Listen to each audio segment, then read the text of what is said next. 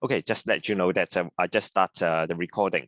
So yeah, so welcome everybody to tonight's session. So we are really happy to have Alison to present to us today that she's knowledge manager with Geoscape Australia, which is a government-owned localized data company. So before that, she's librarian working in the librarian knowledge management domain for quite a while.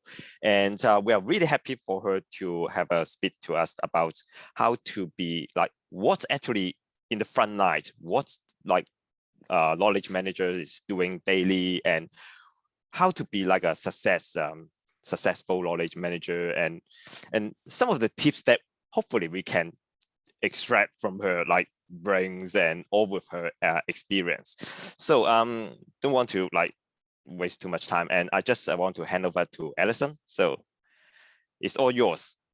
Thank you, Dick, and thank you for your really warm welcome. I will just try sharing my screen. Hopefully this will go better than what happened before. Let's see how we go. Looks perfect. Yeah, it's working fine.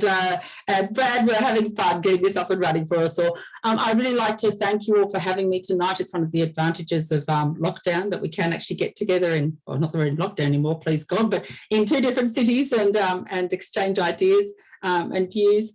And it's an absolute delight to be here with you. I'd like to particularly thank Dick for his help throughout the preparation for this, and to you all for inviting me along. I'm not sure how much wisdom I have to share tonight, but I hope that I'll be of some help.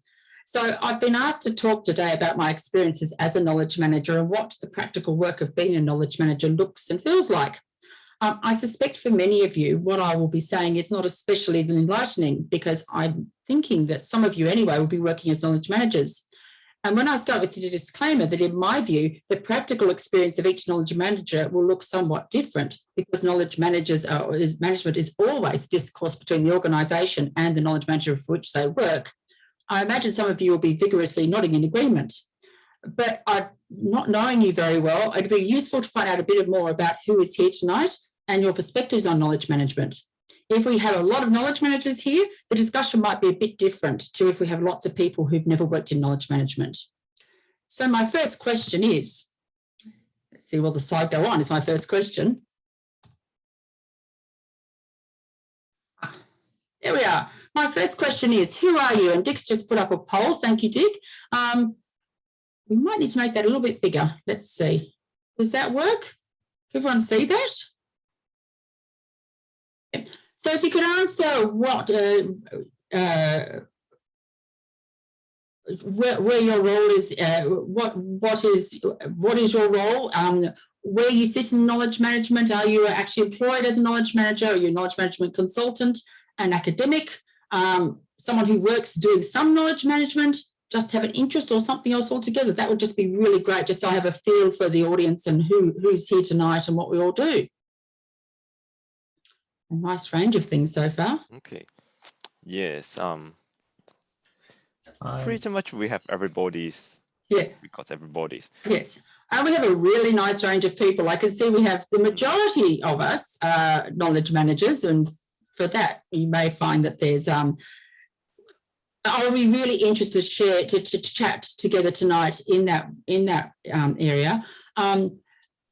Consultants and academics, it'll be really interesting to find out what it is that surprises you out of what I'm having to say, and perhaps what others are having to say. And I'm hoping for those of you who are not yet actually working or not currently working in knowledge management, or are partially working in knowledge management, this might give you a few ideas about working in knowledge management. So thank you for sharing that poll, Dick. I'll just end that poll. And if I close this, will this close everything? If so, I guess we'll find out. No, it doesn't. There we go. Okay, I will stop that. Okay. Yep. Okay. Okay. So if I do this, does that work? No, it does not. Only if I do this. That is very interesting. Okay, so where are we heading today?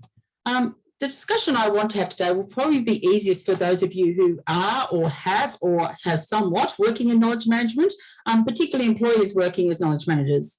but I hope it will be relevant to knowledge management consultants to give a sense of how working as a knowledge manager might differ in that if you're working long-term in knowledge management in an organisation compared to coming in as a consultant for a period of time.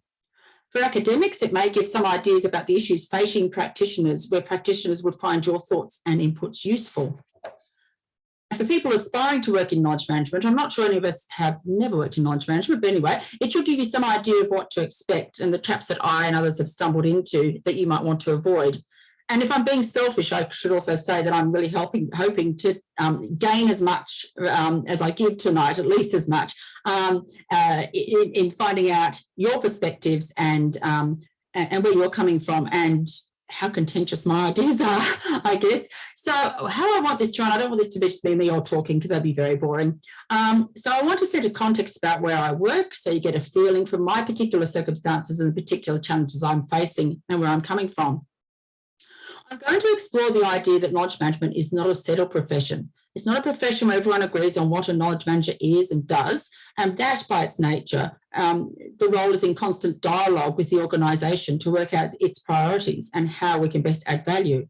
All of this has an impact on how knowledge management plays out on the ground. And I'd like to have a conversation with everyone, which will consider when you first started with your current organisation, what were your expectations and did these align with what the organisation was expecting of you? What tasks do you feel the knowledge manager do you do that feels like knowledge management to you? And why does this feel like knowledge management? What tasks do you do that do not feel like knowledge management to you, but which your organisation expects you to do? And why does this not feel like knowledge management? And the ultimate question, what's the greatest challenges you have faced and how have you attempted to overcome these challenges? I'll give a bit of an introduction to each of these topics along the way from my own perspective before we discuss them as a whole group. I hope that will work out for everyone and be an acceptable way to go. So where am I coming from and what perspective do I bring to this conversation? For the last 2.5 years, I've been working for Geoscape as their inaugural and their sole knowledge manager. I'm the entire knowledge management department at Geoscape. When I hear about people saying, oh, you know, the knowledge management department,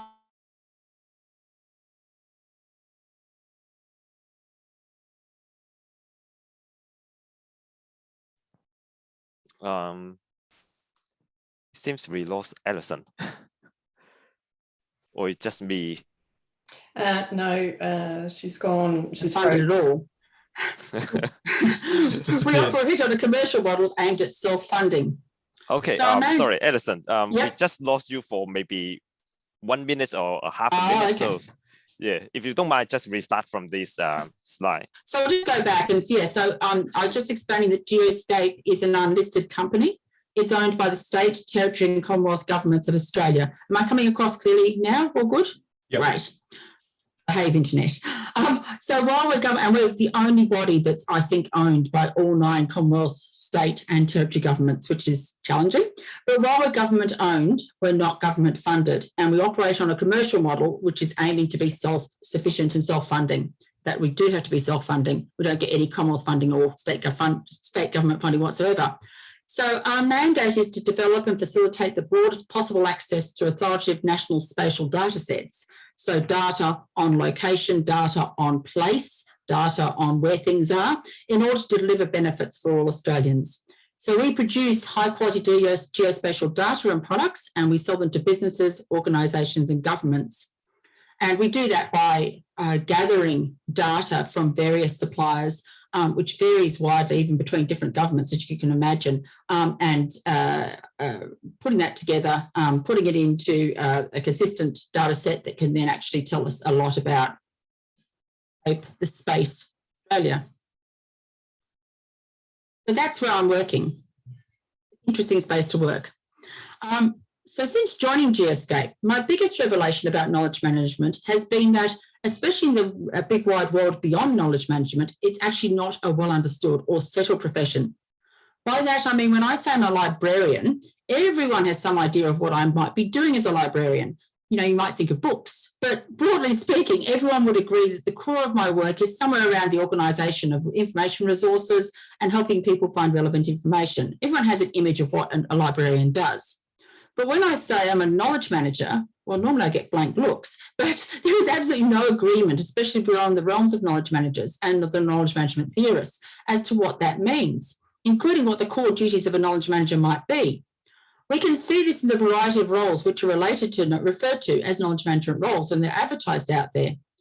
Over just the past few months, I have seen or provided advice to organisations on roles which all had the title of knowledge manager, but which were actually a records management role, which is looking after internal files for a federal government department, a knowledge-based content writer for an IT group in another federal government department, one which was actually a librarian specialising in taxonomy creation and cataloguing a federal government agency. I was chatting with them about the development of this role, and they really weren't super pleased to be told that their role was actually that of a librarian and not a knowledge manager, because I think they thought knowledge manager sounded rather more sexy than librarian, but never mind. An IT service desk provider with a large private company, and a policies and procedures manager and writer in a state government department.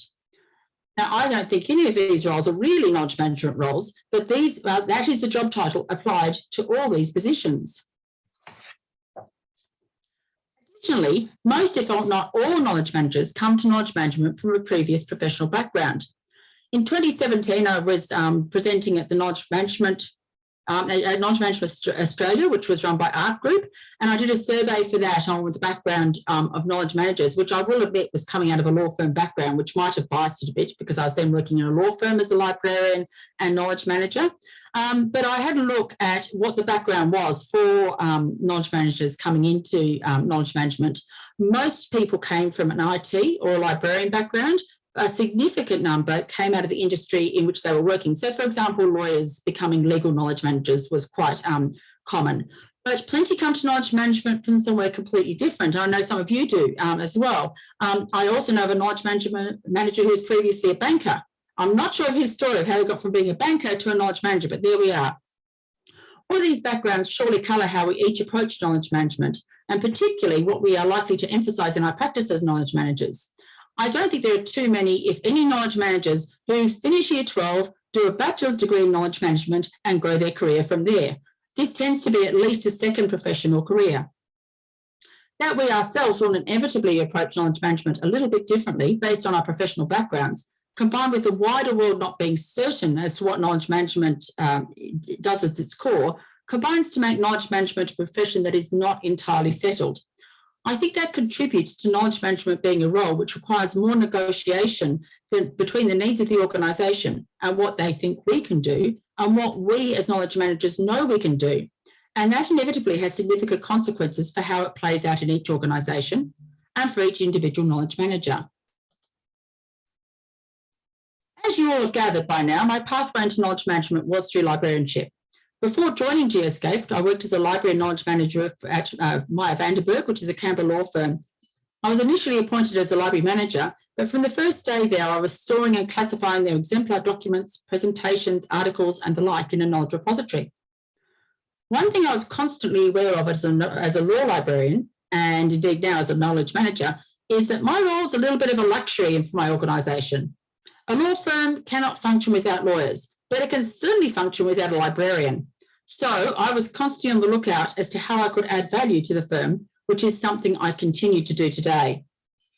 Therefore, I eventually found myself appointed as knowledge manager with the specific aim of automating the firm's legal templates and gained another staff member to code templates. The templates are like letters and wills and all those kind of things, the documents that they need to do their work. So what we're doing was automating that and putting as much of their knowledge into a template as possible so that they could do sort of 80% of it fairly automatically through adding the specifics of each matter into it. So the templates were successfully coded through this project, which is a first for the firm, which was really great. So after 12 years at the firm and with the legal templates successfully coded, I was offered the role of knowledge manager at Geoscape. This role was basically a new role within the organisation, sort of, because there'd previously been unsuccessful attempts at knowledge management in the past. This mainly consisted of attempting to write Office 365 between some consultants and a staff member who was interested in but had no expertise or background in knowledge management. By the time I was hired, the rollout, particularly of Sharepoint and the accompanying taxonomy, which the staff member had attempted, had both failed in quite a spectacular manner, and no one was quite sure of where to take things from there. So After 2.5 years in the role, where am I now and what have I learned? The biggest thing I have learned is that being a knowledge manager is a constant dance between you and your professional ideals and priorities and your organisation's perceptions of where you are needed and what you will do. I had some lovely ideas about what I would do for the organisation. These ideas involved harvesting tacit information, working primarily with people, creating communities of practice and running knowledge cafes and brown paper bag lunches, all those great things that knowledge managers see as central to their work. That's not quite been how it's worked out. Most of the last 2 years for me has been spent dismantling the remnants of the failed Sharepoint rollout and slowly building a space in Sharepoint that could be used basically from scratch. Not exactly what I had imagined, but when you arrive at an organisation and discover there is no place for the explicit or in which explicit or knowledge can be stored, let alone organised, and that therefore there is no way to easily find even the most explicit knowledge, that suddenly becomes your beginning point, even though that feels like a really basic thing to be doing within all the possibilities of managing knowledge. It was very much like walking into my previous role in the law firm, where I walked in and discovered that there were books, but no classification system in the library. At Geoscape, if anything, it was even worse to begin with. It was like walking into a space like this that I was told was the library, only to find a jumble of books covering the floor to a significant depth without any shelves, let alone any classification. And so that was where I began, with creating a well-architected intranet in Sharepoint where people could begin to systematically place their explicit knowledge.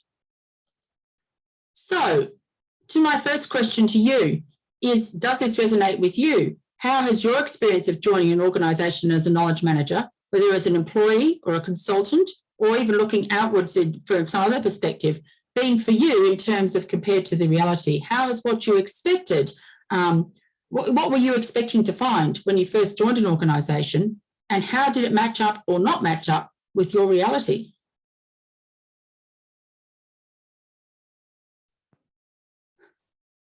Okay. I'll kick it off. Thank you, Nikki. Yeah. So current organisation, so my role was a greenfield role as well within the organisation. And so the first thing was to sort of look at what had been done. They dabbled a bit, and to sort of come up with a strategy. And I didn't like the concept of a strategy for that organisation. So I did a strategic intent, which was quite different because they had lots of strategies. So it was trying to identify what is it the business really needed to focus on. So what was the strategic intent around information and knowledge? And that then became the guiding way forward to identify what is it that they wanted to do. And it's been a challenge ever since. So the role of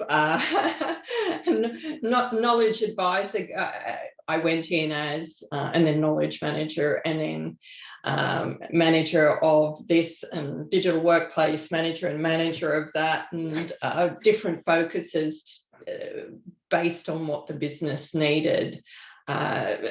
Changing, also adding a lot of other roles. So I also do I was doing project management. I had L&D for a while, and then it went into HR, and now it's back with me, focusing on corporate governance. And I also manage the intranet and built the intranet. So it's a real mixed bag. And looking at the skill sets of everybody, so I'm just looking over to the chat, I think a lot of us have had that we come into a role, we have different skill sets, and we've got to morph with the organisation based on what their needs are, and what the strategic intent is of the business and the will of the business. So if the will isn't there, doesn't matter how much you do, how good you are, what you put in place, unless the will isn't there, you are only going to get so far down the track. So that's been my challenge, only getting so far when I know so much could be done. But if the people aren't behind you, and your executives aren't there, if it becomes lip service, then you need to focus on what you can get done and let the other stuff go. So that's been a big lesson for me, just letting stuff go.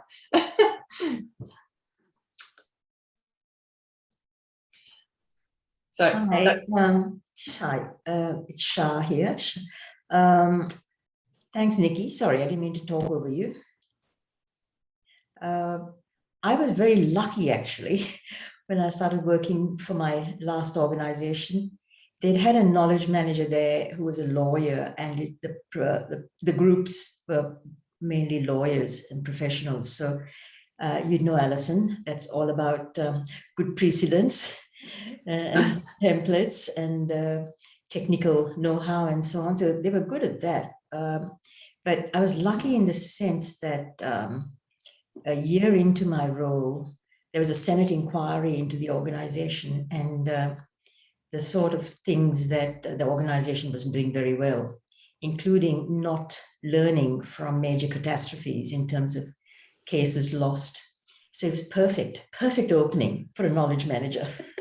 So that's what I mean. I was very lucky. So I developed up that whole lessons learned approach, and it fitted beautifully, and they were very keen to have that in place, and they made it mandatory. And so the enforcement area really took it on.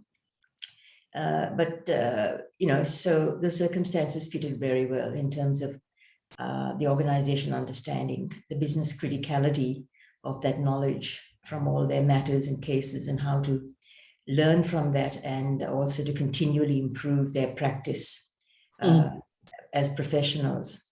But we were talking in the breakout before about how do we actually get people to reapply that learning and that knowledge, and that I think is the real challenge. And 8.5 years later, after I left that organization, I still think there was a real struggle with doing this, that applying systemic wide. I mean, they do it very well matter by matter, but really getting them to do it across all matters and across the organization, I think that's a big challenge.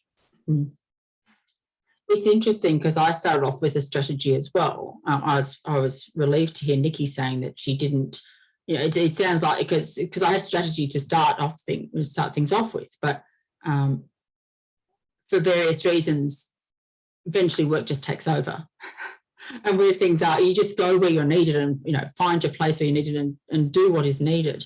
And sometimes that's informed by the strategy, and sometimes it's just let's go with the wave here and go where is needed, which doesn't sound like a very professional way to go, but is very much how I find things. It contributes to perhaps not lack of a sense of direction and that kind of thing at times, I guess. The strategy, I think, if you've got a strategy, they're good, and strategies take different forms. That's why I sort of bucked the trend and did the strategic intent, because there's guiding principles in there. So if the business says they want to be a learning organisation, and the learning organisation is part of the business strategy, then what is it that you're going to enable to get there? And so is it more around, identifying, your 12-month activities that you're going to do to achieve that strategic the KM strategy, strategic intent, or the business strategy? And I think there's a big shift now is, whatever we do should be based on the business strategy. So the business strategy, what we should cascade down to different departments. KM is just another business area. How are you supporting that? And it's also sometimes you've got to wait for other business units to do their strategies, their 12-month or 2-year strategy, to see, well, what is it that they need? What can you help them with? Sometimes some things are bleedingly obvious, but sometimes you got to wait for them to present themselves. And I think that is a good way to say, well, I am on the right track, even if I haven't got a KM strategy, I'm enabling the business in this way. Yeah, absolutely. And that's definitely what I found, that as the business is better enunciated its own strategy, being able to piggyback off that and notice where I need to go in order to contribute to the well-being of the business has been pretty important. And that's part of a recent change that's come, or partly through recent changes that have come about in the governance of the organisation. Shall we move on? All right with everyone? I was just going to add, if I could, just quickly, that the role that I did, I worked in Telstra and KM for about 8 years. The interesting thing there was, I think that the expectation stayed the same that whole time, but the organisation never quite. We were involved transferring knowledge from product managers out to the business and enterprise sales force using a number of techniques. We started off in sales, got moved to marketing, got moved back to sales, got moved to marketing again, ended up in an admin area. And after I left, I moved into IT, which was absolute anathema to where we started. We had a document library platform, but that never seemed to be our defining factor. But just to comment briefly too, in terms of what you were saying earlier, all those different roles people described as knowledge management, I tend to favour the very broad church view of KM. I would probably say that at least to some extent, all of them will have been KM. Our role, our bottom line was we had to have an informed sales force. So the tools we used could have been described as content management, communication, L&D, online learning, all at the same time, but as a managed program, which to me was the critical part of what we were doing. So you're linking all of those, Keith, in what you were doing? Yep. Yeah, as a managed program, getting forces. Yeah, and I think if we look at the backgrounds of quite a few of us, we have that multidisciplinary background that we've brought into KM, and we probably learn more on the way. So I'm very much take a holistic view of what are the tools that I can use that get me to where I need to be. So I pull things from different areas, and if you've got other people you can pull in, then that's even better, because having a program, as Keith says, is really important. Certainly I'm able to slowly expand out. Yes, I do a lot of Salesforce, SharePoint stuff, but I'm slowly able to expand very slowly into other applications, other programs where things are held, and gradually help them bring other explicit sources of information together. We might move on, just keeping an eye on the time, if that's all right with everybody. Yep. I'm just wondering, Alison, do you want to keep going, or you want another case study, or what would suit you? I'm happy to keep going. Okay. I'm just looking at content and looking at time. We probably, yes. Unless there's something you really like to share, Richard, I'm open either way. I'll see how we go as we go. Okay, I'm sure there's at least 3 other discussion points along the way, so hopefully. So I'm thinking before I go on, I really ought to define what for me is at the core of being knowledge management. Having said, well, those things are all partially knowledge management, but not actually the whole of knowledge management. Like everything else about knowledge management, I reckon there's no one agreed definition of what a knowledge manager is or does. I don't think April's here tonight, but thanks to Alan sharing it on LinkedIn, I recently read a really excellent article from a knowledge management software company of all places called Guru, which was entitled "So You Want to Hire a Knowledge Manager." If you've not read it, I would highly recommend the article, which I wish my company had read before they hired me. It included a definition of a knowledge manager, which resonated with me, and it turned out it was written by April herself, who it was her quote being used in the article. So absolute kudos to her for saying, I think of knowledge management as an overarching capability, with the knowledge manager as a coach and facilitator, nudging teams and individuals towards improving their knowledge sharing practices. I do a lot of nudging at my place. Along the same lines, I was equally struck by an analogy used at the American-based Knowledge Cafe, which is run by John Hovell. It might have been Stan Garfield, I think, who drew the analogy that the knowledge manager is like a conductor. Something was said along the lines of that a knowledge manager is primarily employed to help everyone to be harmonious and to make their contribution at the right place and in the right time. We're also uniquely placed to see the whole picture and to name to the organisation something that is causing disharmony in the organisation. And all those things have definitely been quite a role for me in my current organisation. In my agreement with these definitions, you can see that I place people at the absolute centre of my work as a knowledge manager, and I really mean that. What our role ought to be all about, I think, is doing whatever it takes to help the people we work with to grow in what they know. Anything that helps them to do this is, in my books, worthy work for a knowledge manager.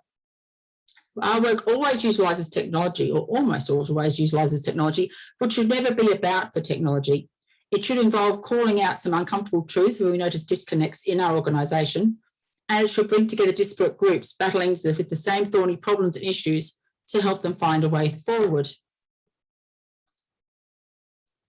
One area which I've been especially delighted to work on has been realising a proper learning and development program for Geoscape. And I feel this has really been where some of my knowledge management skills have been called on and come to the fore. Before this program was introduced, we had access to learning and development of sorts, but it was only accessed by some people. There was no policy or process for how to go about accessing learning and development. And the team in which I'm based, which is the People and Culture Group, so like human resources essentially, was running a revitalisation of the program. I became deeply involved when the group collectively realised that we didn't actually know what issues were preventing staff from accessing learning and development and what features they wanted in a revitalised program. To find out, I ran a knowledge cafe with staff from across the organisation. The knowledge cafe format was chosen to allow people to contribute their thoughts in a way that gave them the structure to record their thoughts and ideas, but without imposing on them too many preconceived ideas from a facilitator. The cafe worked really well, even though it had to be reimagined at the very last minute as a virtual cafe because we hit our first COVID lockdown just as it was scheduled to happen. And I would run it a little bit differently if I was doing it again, but it didn't work too badly. Out of this process, we gained a learning and development program, which has been well understood and equitably accessed by all staff. Due to genuine staff involvement through the Knowledge Cafe, it's been well supported by everyone. One piece of input out of the cafe was the suggestion of a set learning and development allowance for every staff member to help enable equality of access to learning and development opportunities. By us all knowing exactly how much money we each had to spend and what we could spend it on, that certainly has helped with people being more confident to actually access some learning and development. So the organisation supported this idea, and this allowance has been well utilised by staff across the organisation. The program is now supported by a comprehensive online learning and development portal, which I developed, allowing all applications for learning and development and approvals to happen online with a proper record of approval retained.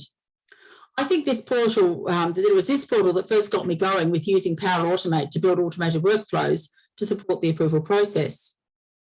With all of that in place, we now need to better develop how we share what we have learned through our learning and development activities with the wider organisation. We still have gaps in sharing what has been learned through our learning and development activities in a widespread and systematic fashion within the organisation. A recently introduced knowledge repository may help us to better retain written knowledge arising out of learning and development, but implementing activities such as brown paper bag lunches to share what has been learnt out of recent learning and development activities might help make some of the tacit knowledge that we've gained through such activities more explicit. But the process of developing a program that has strongly accorded with my view of knowledge management, sitting somewhere in the middle of technology, conversation, and cultural change towards an environment where we trust one another enough to share what feels like, where we trust one another enough to share what we know, and that feels very much like real knowledge management to me. I would say that not everything we do is perhaps strictly knowledge management. We often jump in to do things that are not perhaps what we conceive of as knowledge management for various reasons. But what about you? What projects or tasks have really stuck out for you as being truly centred around the theory and the practice of knowledge management? And why do they feel like knowledge management to you?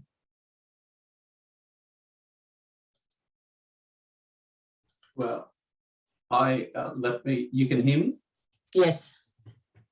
So what resonates for me I'm not going to talk directly about myself, but what resonates for me in what you've just said is your use of Power Automate to do something that creates intermediaries between the various parts of the organisation, which might be focusing on individual learning. Now, it strikes me that is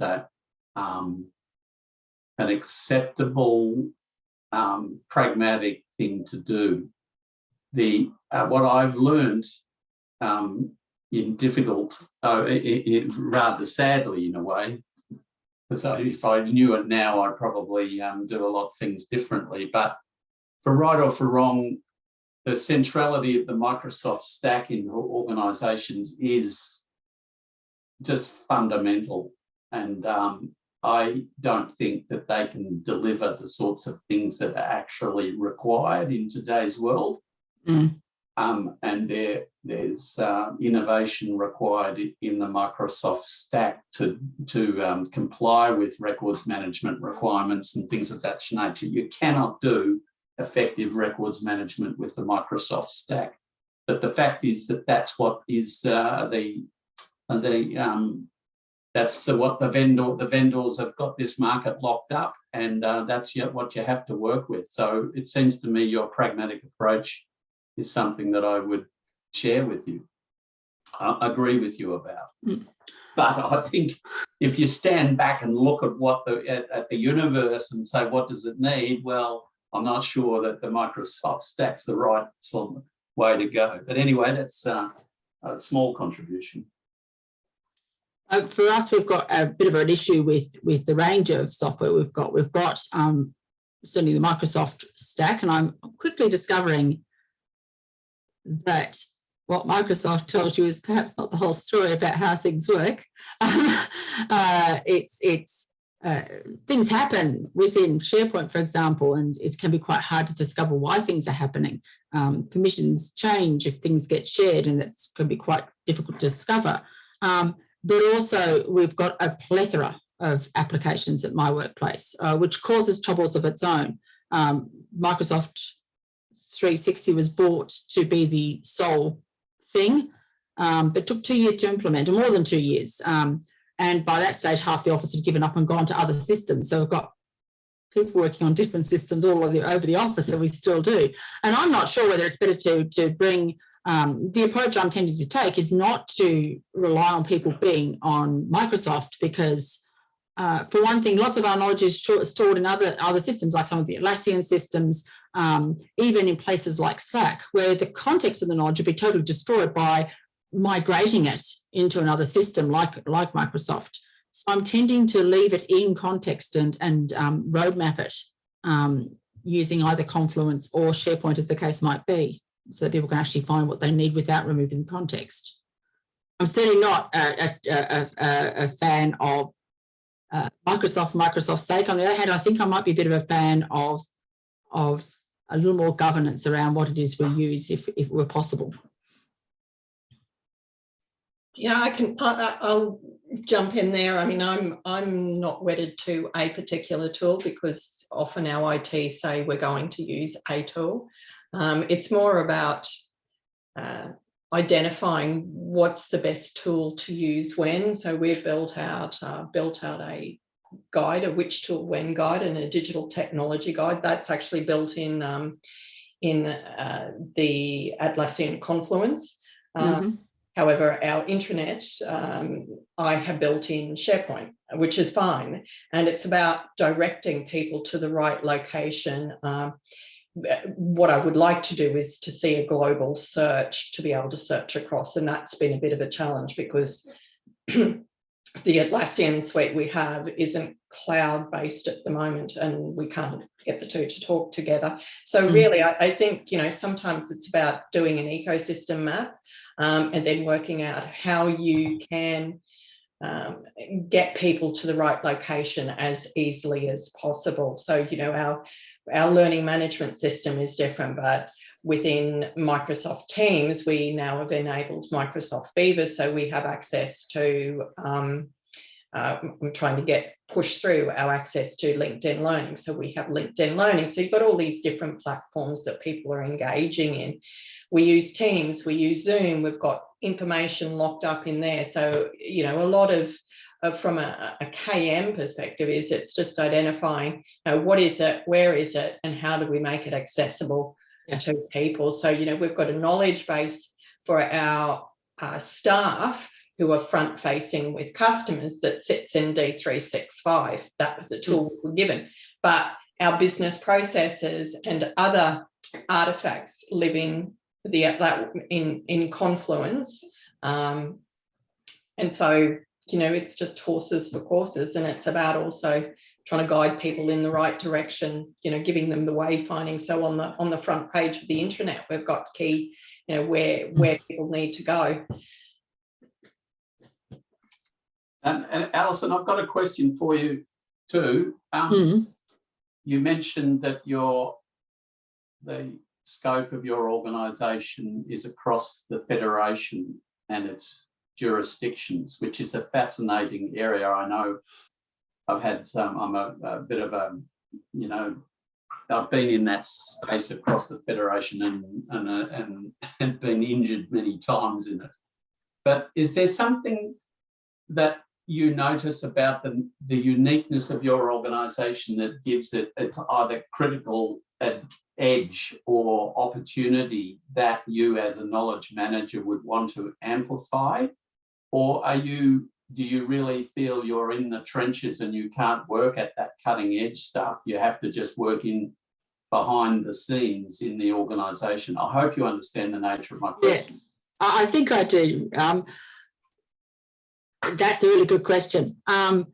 For the organisation itself, to be honest, we now take data. We started off by taking data just from the governments of Australia. They were the only ones collecting, you know, down to local government sort of area level. They were the only ones collecting geospatial data when Geoscape began 20 years ago. But now we take data from all sorts of places. So it's not just government data anymore that we're taking. We're taking it from commercial organisations, indeed other government departments, other government agencies, and amalgamating all of that to make it actually work. And so for us as geoscapers, particularly for most of the staff, you know, it's not an everyday thing to be engaging with our shareholders in how we work. But where I'm placed in the organisation is definitely not where being influential within my organisation can be a bit tricky, put it that way. I'm not part of the senior leadership team. And we've gone, as I'll explain in a while, just from a very flat organisation with little governance. Now we've just moved back to managers. And one thing I did earlier this year for my own personal development was looking at how to influence people when you're not at that leadership level, but when you need the buy-in of leaders. As I'll talk about a bit more, it's been my big challenge. So no, it is often very much in the trenches for me, but keeping an eye on things, like I like to get into, I certainly like being part of the wider meetings of the organisation. They hold a meeting called All Hands once a month, and that's just vital because it's from there that I can really see the big picture and can actually offer out to help people with their work and to assist them in ways that they've never even considered. Anything from helping them with some research to saying, you've got some information here and some information there on the customer.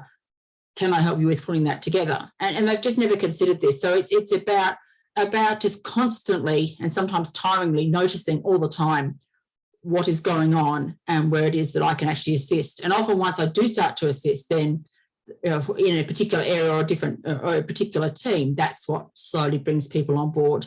But it is a very slow process, and my influence is. I hope that answers the question. Indeed.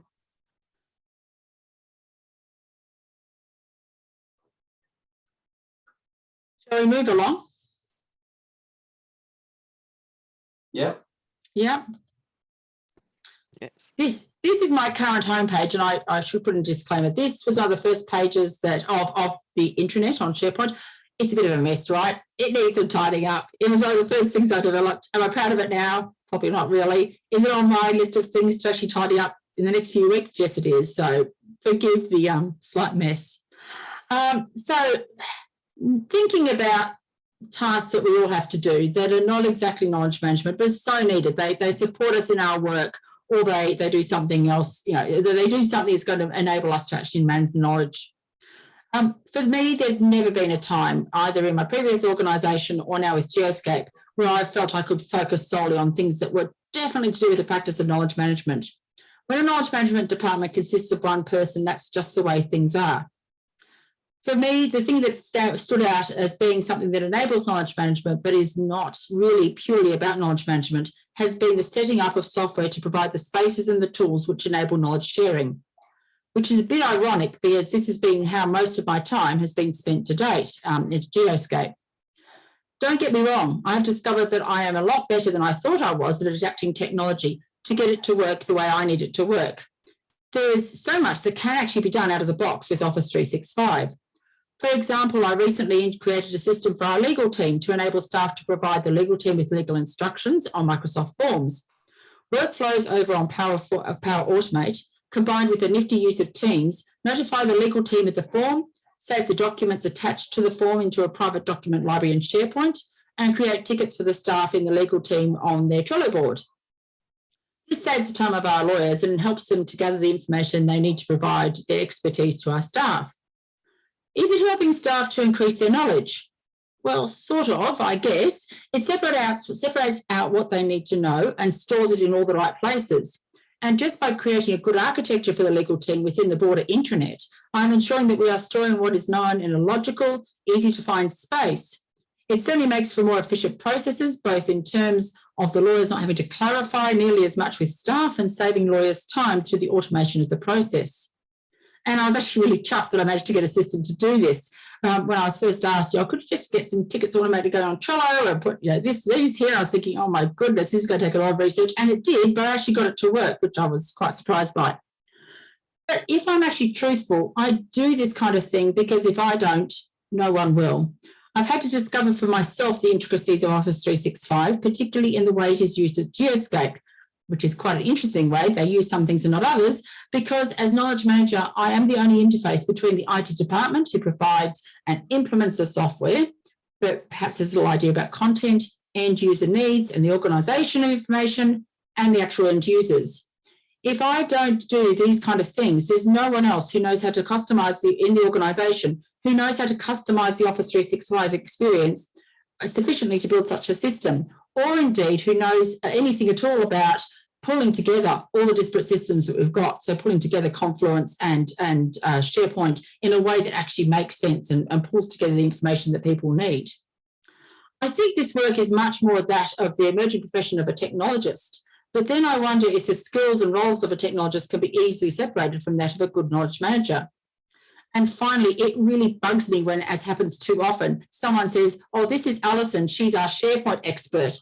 Yes, I guess I am. And yes, I do SharePoint, but only to the end of helping the organisation manage what they know. So I wonder for everyone out there, what is it that you have to do to keep knowledge management going in your organisation that does not feel like knowledge management to you? And why doesn't it feel like knowledge management?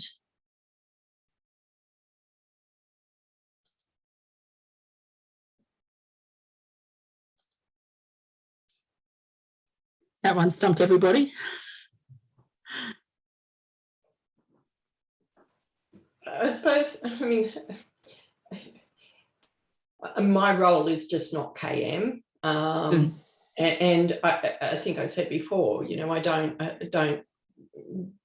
I've always tried to look at, well, what are the different things that support what we need to do? And some of those then you do use you need to have an understanding of technology. And if you can't rely on your IT, you've got to become self-sufficient. If learning is a capability that the business needs to get involved, you need to improve the capability of the business. That sort of forms part of the learning side of KM.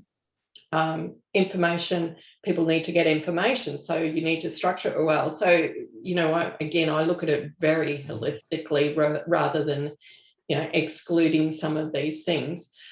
Is corporate governance part of KM? The stuff I do there, no, that's just a tack onto my role because I can do certain things. So I think we often find ourselves with skill sets that people will utilise or the business utilises, which is great. And they just then get added into the role, even though it's not necessarily core to the role. Yeah, I don't think that matters as such, as long as it doesn't overtake the role, it doesn't swamp the role. I think Sarah had her hand up earlier.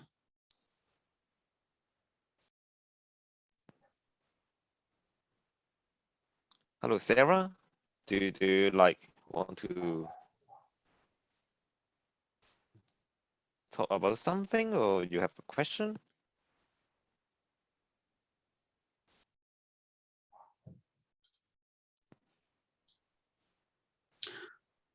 We might push on, and then we can have a discussion and take some questions. Anyway, and I do want to add a little bit on this one, because I think like my previous job is, although like it is supposed to be knowledge management on project, but I'm actually doing something else, because I think for a lot of company, they value knowledge management, but that may not be sufficient for like a single person for a full-time job. So I find a lot of people actually doing a few things together with knowledge management.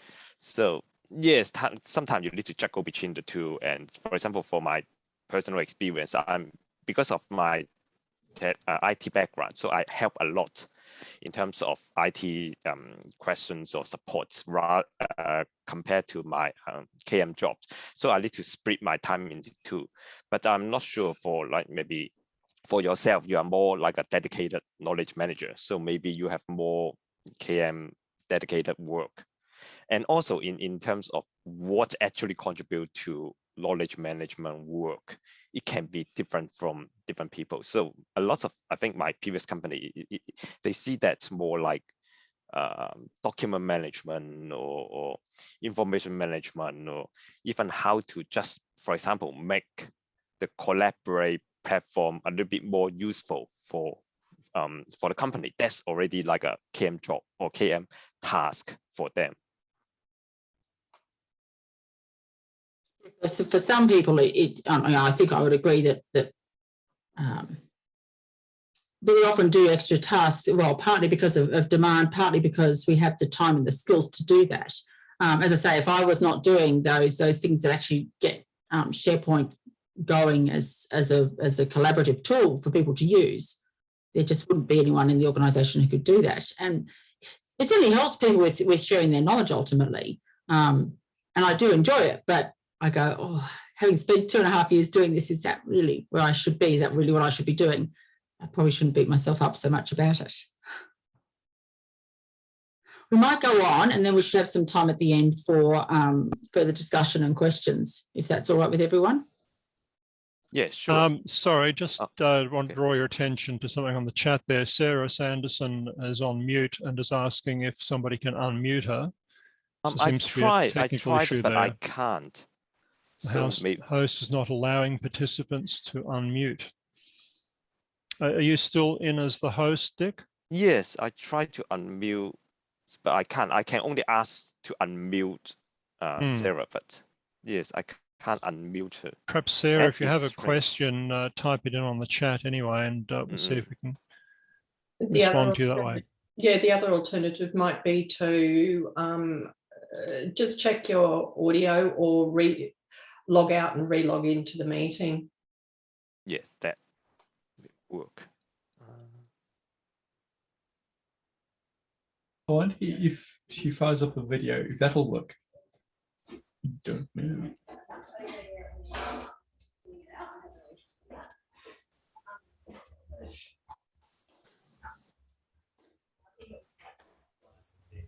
Okay, I think we can keep going first. Okay, sounds good. Please do put your questions up on chat. If nothing else, Sarah, I'll be happy to answer them there. All right. So moving on, I guess, to the meatiest part of the question that every knowledge manager gets asked, I'm sure. My biggest challenge, and you'll never guess what it is, by a very long way, of course, the biggest challenge is and continues to be trying to shift the culture of Geoscape to become a place where knowledge is routinely shared, because we all recognise the value of sharing knowledge widely and regularly, and where there is sufficient trust to talk about, let alone record and share what we have learned and how we will approach what we do differently in the future. Is there any knowledge manager out there who has not had to face this challenge? When I shared the article from Guru that I referred to earlier on LinkedIn, a legal technologist from Sydney, Rebecca Painter, commented in response, So often with my clients, they have one or the other, a team that wants to contribute but no one to coordinate, or a person to coordinate but wants contribution, but a team that doesn't not want to or know how to. A great knowledge manager can pull these things together, which just goes to prove I am definitely not yet a great knowledge manager. But seriously, in the last few months, with Sharepoint basically functioning, giving Geoscape finally a place where they can store systematically what it is that they merely explicitly know, I found things quite hard going. Why?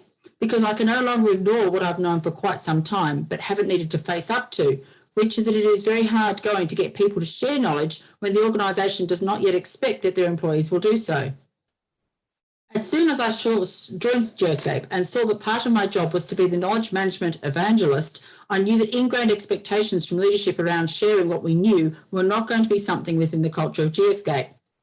To add to the challenges, until very recently, Geoscape operated on what I would characterise as an immature agile approach, which lacked the required governance, communications and transparency that I think are absolutely vital and particularly important within a truly agile organisation. Great agile work requires at the very least strong self-governance and preferably strong and aligned governance across the organisation. That unfortunately was not happening, and most of my work that I did early on trying to provide a basis for knowledge management, such as naming conventions and guidelines for knowledge sharing, could be safely ignored by staff. So recently, Geoscape reintroduced managers for teams and more formal accountability into the organisation, along with a major restructure of the organisation. I grabbed the opportunity to undertake an information audit for the new groups, which emerged from the restructure, particularly hoping to better engage with beyond the corporate team and more within our commercial and product teams. That's been another aspect of my work that has really bothered me at times, that I've gained a fair bit of traction with our corporate team, but not so much with the commercial team, which is like marketing and sales and that area, and very little with product. I was therefore comforted to be reminded by one Arthur Shelley on a SICM, I don't know how you say it, I say SICM, but I guess it's SIKM thread recently, that KM initiatives benefit from addressing priority issues, and it is better to use the aspects of KM that accelerate the opportunities, problems waiting to be resolved, rather than try to implement a whole system. Over time, as various issues get resolved in a strategic and sustainable way, you can build the pieces of the KM metrics into the organisation. I've got to say that when you're a solo knowledge manager, this timeframe for gathering such momentum can be quite extended, but Arthur is absolutely right. You absolutely go with where it is that you've got some traction and where you can actually address some issues. So what has helped? Of late, I've finally gained some stronger traction within our commercial team. After completing an information audit for them, I could not get them to further engage with me. They had a number of SharePoint sites and information in a range of other software applications as well, which is very typical in our organisation. And I had provided a model of how they might more easily access what they knew and gather it together in a collaborative whole, a cohesive whole.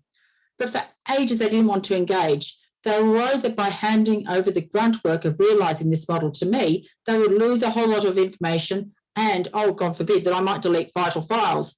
They wondered if they were better off doing it themselves because they knew the content of the sites. What finally got them over the line, and they have now got over the line, was the day that a new starter in their group spent hours trying to find some marketing collateral so that he didn't have to recreate it himself. He couldn't find it because he could not do a central search across all the sites owned by the commercial team. Even if he could, he probably didn't have permission to see the relevant libraries and files. And once he used the collateral and improved it, he couldn't save it to the correct library because he didn't know which library that was and he didn't have permissions into that library. So what I did was to tell the head of commercial, the story of his newcomer's experience, and that's what finally got me over the line. By telling him the experience and by telling him the story of this poor newcomer who tried everything to find and use and upload and had taken him hours, it was very frustrating. I suddenly had the head of the commercial group give me an hour of his time. I gave him three options. I said we could just do some very light touch indexing. We could liaise with you, do a workshop with a small group and work out what we wanted to do, or we could go ahead with this restructure as I'd originally proposed a few months previously. And to my surprise, he said, let's just go ahead and do the restructure as you've proposed, which was really great. I think what changed for the manager through hearing that story was twofold. Firstly, the experience of his newcomer exactly backed up the issues I had identified as needing rectification, and I could show would be fixed by my proposed way forward for their information organisation. Secondly, he could see that the issues I identified were real and were actually having a real impact on his group's work. And he realised that what I was proposing was not just a nice to have, but a have to have. I think in that moment, he actually came to trust me more, that I knew what I was doing, that I would not delete his files, and he therefore made the decision to go ahead with the work I proposed to do. As for the product group, which is the group that actually makes the things we sell, talking with them about search functionality now available to the commercial team, the central search functionality, led to the product team at least asking for a similar central search capability to be implemented for them, which I have done. I will keep on telling them about the changes, how the changes I'm making in the commercial team are impacting positively on that team's work, in the hope that one day the product team will also continue to want more of what the commercial and corporate teams already have. Bringing people on board with the necessary cultural change is really hard work. Being persistent and following up, using storytelling, talking to a range of people about what I'm doing, how I can help them, listening to what they are doing and needing, and volunteering to help out wherever possible are all techniques I have used to be that evangelist for knowledge management at Geoscape. It is most definitely a work in progress, and there is so far to go with it. But wins like the day that I got the manager of commercial group to say yes to bringing their sites and their knowledge together really does make it all worthwhile. So my final question, I think we can really open it up from here, is about what are the challenges that you have faced in your organisations. I'm sure many of you have very similar things, and how you have attempted to overcome these challenges. Okay, before that, I do aware of the time. So if you're happy to go on, just keep do the conversations. And if you need to do something else, then yes, you're sure you are welcome to leave anytime you want. And we'll have that recorded. So after that, you still have can watch the whole sessions again. But yes, if you're happy to keep going on, we can have spend a little bit more time in terms of those questions, and you have other questions you want to ask. Sarah, so if you want to go, you can. I finally got the power to unmute, so thanks. Hey. I might stop sharing my screen too, if that's all right with everyone, so we can actually see each other through this conversation. There we go. Awesome. Hi, everyone. Thanks, Alison, for your presentation. I love hearing about your experience because it really resonates. I'm really interested to know why, when they said maybe we should do the work ourselves, you didn't jump at that opportunity. I said I was constantly, because they wanted to do the work themselves. They didn't want me without my guidance. I said, can I come and be? They said we might do this in a workshop of ours. I said, well, can I come into the workshop? They said, no, we don't need your help. Okay. We're fine. We know what we know, and we don't need your help. By contrast, later this week, I noticed on their, so I'm working with them now, and noticed on their Confluence sites that they've got stuff scattered everywhere about about the same customer in 50 different places on their site. Mm-hmm. So stuff over here, different engagements with the customer, presentations to the minutes of meetings, all sorts of stuff, and nowhere where it's collated. So later this week, they're going to have another workshop, and they are going to discuss this conundrum that I've said something to them about, and they're very aware of, and we're going to talk together. Hey, about what we might do to actually collect this information and bring it together. I thought it might be stored somewhere like Salesforce, but it certainly is not. And so that might be one of my next big projects, I think, bringing all this stuff together.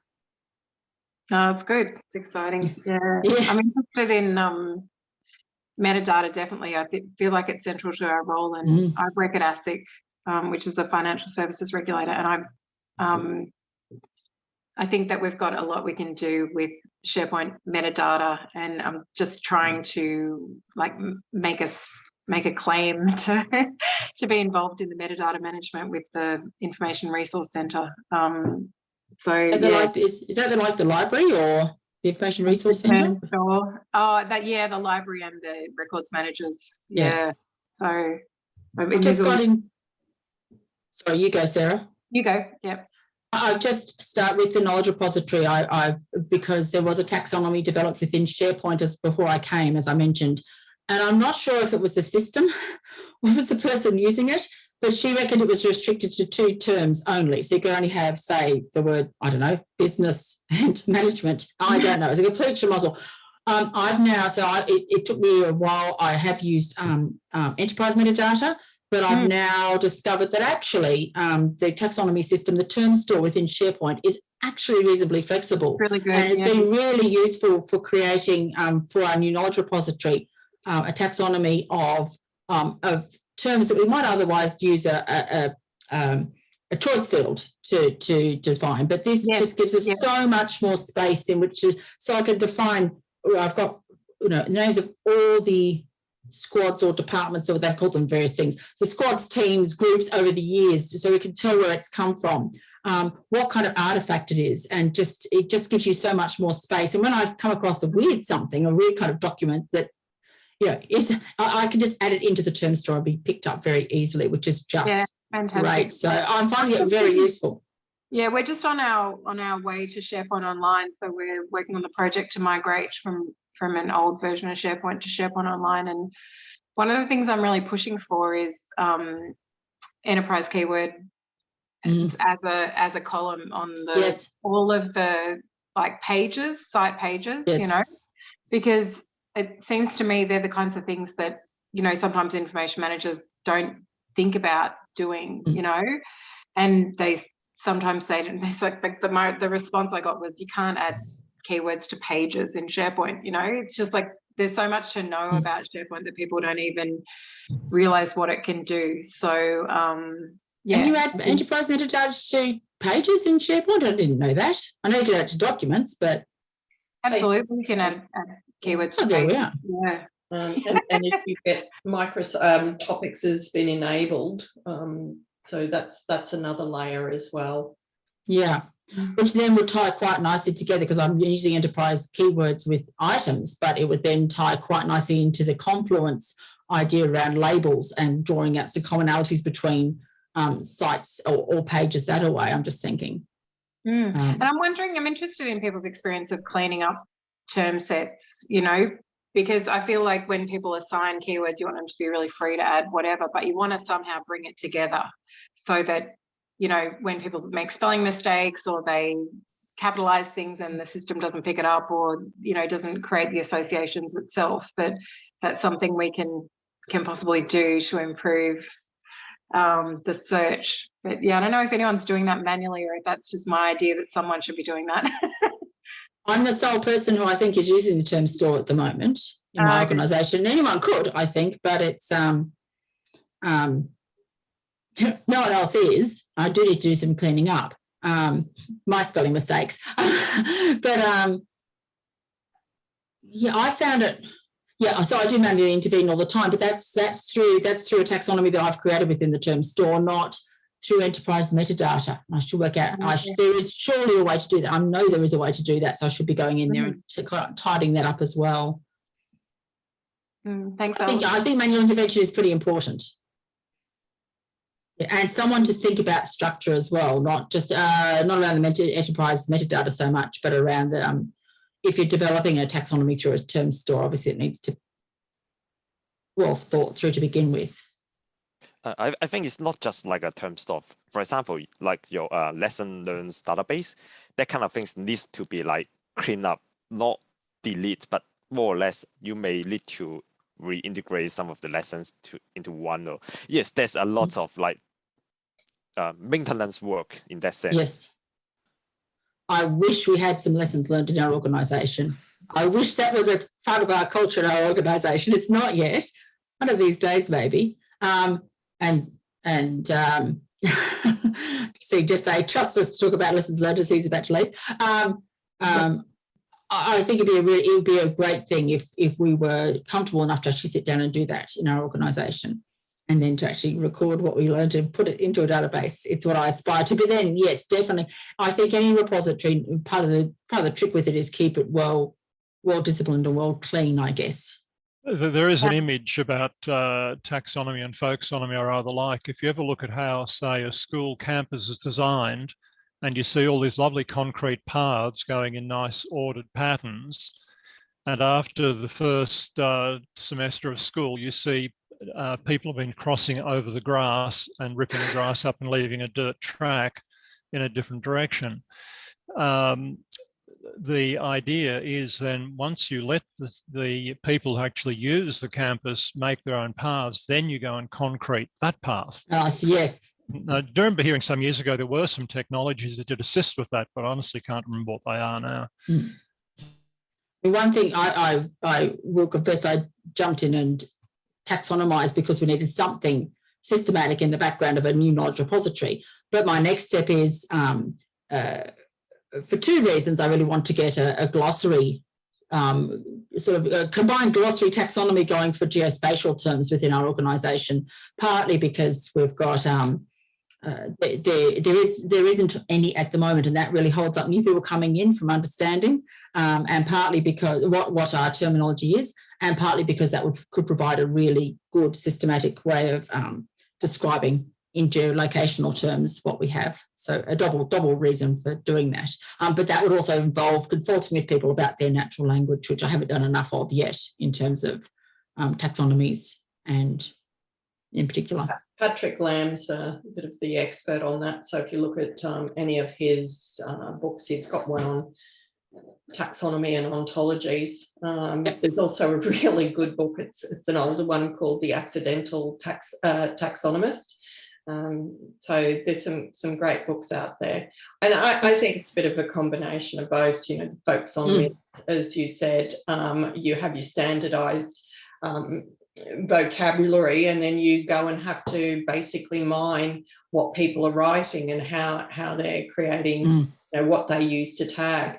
Effectively, Yammer, I mean, we've been a Yammer user for years, and topics were used in Yammer way before what was available in SharePoint, and people created their own, and it was a nightmare to manage. But you sort of try and encourage people to have some standard ones, but they find things in their own way. So it's you really, as Keith sort of indicated, you can have all of the standard stuff there, but people will add their own, and that's how they get there. It's just how do you mine that and take those and add the synonyms and abbreviations, different variables. And yeah, I know there is technology out there that helps you do that. One of Patrick's statements I loved was, every librarian has a dirty secret. And that is, where do you file on the Dewey Decimal System a book on the history of economics, under history or economics? The sneaky librarian gets 2 copies and puts one in each. Yeah. But the sneaky knowledge manager then has to make sure that the people using it keep both up to date. So you can't do that, unfortunately. But you tag it with both and hope, yes. You use links. Yes. Yeah. I used to go to a really full-on metadata community working on geospatial metadata standards, at Geoscience Australia when I was at Archives. So I'm sure you've got plenty of people in your organisation who you can talk to, Alison, about metadata. My goodness. Hopefully. We have some ties with, I would hope so. We have some ties with Geoscience Australia who have a lot in common with us, and also a lot not in common with us, because we don't touch geology at all. So there's that whole area that they do that we don't, but geolocational, yes. Okay, sorry, I'm aware that the time like 7:45 right now. So I do want to wrap up the session, but we can keep the conversation going for a few more minutes. Any member, do you know what we have for next month, or we don't have anything for December? Sounds like there's a bit of appetite to talk about lessons learned. I'd really like to come along and talk about what we're doing at ASIC, and maybe, I know Shah's on the call, maybe we could, Shah Riley, talk together about lessons learned at ASIC and the evolution of our process, if anyone's interested in having a conversation about lessons learned and design thinking and complexity. Okay, that's surely something that we want to, but maybe we can arrange something like next year. Sure. Okay. I think if you can add it onto the roster for next year, that'd be great. So we are floating a end of year get together on the 9th of December. Okay. So that means we don't. we It's don't tentative. have. Yeah, we don't have anything for December. No, Okay. I don't think so. I do think we have David Guten on January next year. Yeah, David Gutin, yeah, I think so. Yes, about conversation. So yeah, just keep an You eye on have- this page. You have David Gutine coming to speak to you next year? Yes, Yeah. I think it's January. Yes. Wow. Don't miss this page. Oh, God. Yes, just keep an eye on it. We've had some amazing speakers this year, Alison. Yes. Just been online, but so many really Great. overseas speakers. It's Yes. wonderful. Yeah. Yeah. I think I might have to make myself well and truly, if I'm in town, make myself well and truly jump in. I presume you'll have to do that online, won't you? Because he's over in the UK. Yes. So, oh, darn, you can't possibly get together in Melbourne for that. I might have to come and join you. How did you get him? Wow. We actually have had David speak for the KMLF some years ago now. Yes. Previously. Yeah, when he came out to Australia for the conference, I'm trying to think.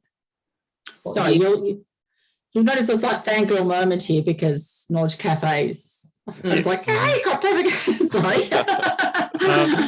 Yeah, I see on our December on our meeting planner, we do have the 8th of December down as possibly with David Gertine, but also open planning session using co-creative projects worth doing. Both options down for that. Okay. But you would normally have our December meeting 2 weeks earlier, rather on the 4th Wednesday, because it'd be too close to Christmas otherwise. Yes. Yep. So just keep an eye on this on Meetup. If we have anything, then we certainly will post that there.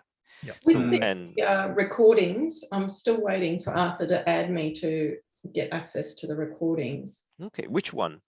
The The last one or? I can't remember which one I missed.